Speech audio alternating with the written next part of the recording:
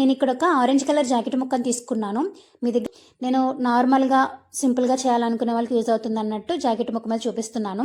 ఇప్పుడు ఈ జాకెట్ ముక్కకి 2 వైపులు కూర ఉంటుంది కదండి, మరో 2 వైపులో ఇలా మడత పెట్టేసి స్టిచ్ చేసుకోవాలి. ఇప్పుడు దీని చుట్టూ కూడా మన పాత చీరల అంచులు లేదంటే డ్రెస్ కుట్టుకోగా మిగిలినటువంటి అంచులు ఉంటాయి కదండి, అలాంటివి ఏమైనా ఉంటే ఈ 4 వైపులా కూడా స్టిచ్ చేసుకోవచ్చు. నా దగ్గర మీకు చూపించాను కదా ఇప్పుడు, అది కొంచెమే ఉందండి. దట్టు అదంత లుక్ లేదు, అందుకని చెప్పి నేను ఇక్కడ లేస్ అటాచ్ చేస్తున్నాను. లేస్ అయితే మాత్రం కనీసం ఒక 2 to 3 ఇంచెస్ వెడల్పు ఉంటేనే అందంగా ఉంటుంది. సో నేను తీసుకున్నటువంటి లేస్ని ఇలా డబల్ లైన్ కింద అయితే వేసుకుంటున్నానండి. చుట్టూ నేను గ్రీన్ కలర్ లేస్ వేసుకుంటున్నాను. ఇప్పుడు దీనిపైన ఇలా మెలికల ముగ్గులు అయితే పెట్టుకుంటున్నానండి. ఇవైతే పూజకి వాటికి బాగుంటాయనే ఉద్దేశంతో వీటి పెట్టుకుంటున్నాను నేను. సో చుట్టూ ఇలాగా డిజైన్ లాగా వేసుకుని మధ్యలో ఒక మెలికల ముగ్గు అయితే పెట్టుకుంటున్నాను. ముగ్గులు బాగా వచ్చే వాళ్ళైతే ఇంకా బాగా పెట్టుకోవచ్చండి. మధ్యలో మీరు ఇంకా ఎక్కువ చుక్కలు పెట్టి పెద్ద పెద్ద ముగ్గులు అంటే బ్లౌజ్ అంతా నిండేలాగా పెట్టచ్చు. ఫస్ట్ మధ్యలో వేసుకుని తర్వాత చివరి వేసుకుంటే ఒకేసారి మొత్తం అంతా కూడా మనం డిజైన్ అయితే వేసుకోవచ్చు.